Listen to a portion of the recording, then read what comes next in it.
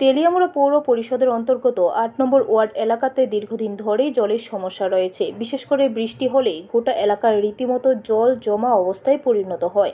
এলাকাবাসীদের দাবি হচ্ছে দীর্ঘ প্রায় 10 বছরের বেশি সময় ধরে এই সমস্যা রয়েছে, কিন্তু কোনোভাবেই ব্যবস্থা গ্রহণ করা হচ্ছে না বলে অভিযোগ বিভিন্ন স্তরে সাধারণ মানুষের।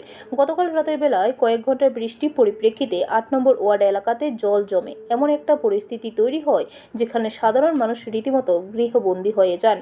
কি অবস্থায় দাঁড়িয়ে সাধারণ মানুষরা দাবি করছেন বারবার তাদের এই সমস্যার কথা জানানো হচ্ছে নানান স্তরের জনপ্রতিনিধিদের, কিন্তু কোনো ব্যবস্থাই গ্রহণ করা হচ্ছে না।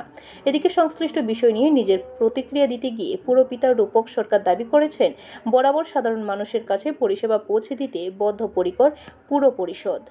যে আপনারা রাস্তা তৈরি করার সময় আপনারা পুর পরিষদ থেকে অনুমতি নিন এবং কিভাবে করতে হবে আমাদের ইঞ্জিনিয়ার থেকে সেই পরামর্শটুকু নিন।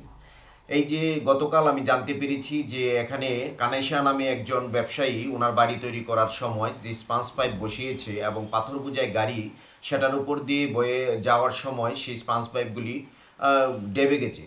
তাই আমরা সেখানে একটা জলের একটা ড্রেনেজ সিস্টেমে একটা সমস্যা দেখা দিয়েছে।